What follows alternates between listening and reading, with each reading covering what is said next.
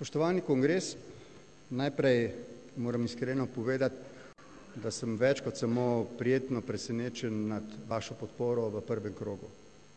Po 4 mandatih, ko sem bil deležen velikih kritik, da dostikrat vodim stranko v nasprotju z pričakovanji naših ljudi, je bilo danes, zlasti potem, ko sem bil napovedal potegovanje za predsednika države, pričakovati, da bo prišlo hitro in zelo odločno do spremembe na vrhu stranke. Pa ni bilo. Morda se bo to zgodilo v drugem krogu, toda vaša podpora v prvem krogu je zame eno velikansko zadoščenje. Poleg tega kongresa, ki teče pod budnim zanimanjem javnosti prav zaradi tega, ker se na njem sprejemajo odločitve, ki so pomembne ne samo za našo stranko, ampak za našo Slovenijo, lahko ugotovim, da kolikor sem jaz imel tukaj kot prvi med enakimi kaj besede pri teh 15 letih razvoja, smo v 15 letih razvoja.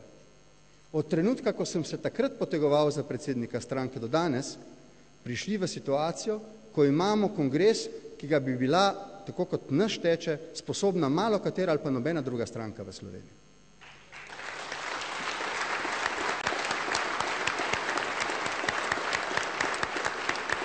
Glejte, v času teh 15 let sem dostikrat povlekel poteze od sprave do NATO, do partnerstva za razvoj in druge, ki so vsaj na prvi hip naletele na nezadovoljstvo.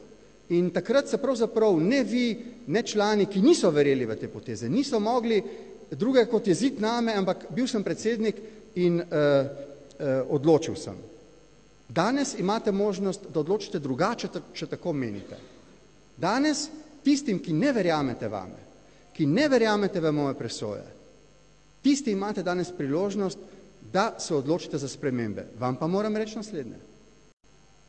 Gre za vprašanje, kakšne spremembe.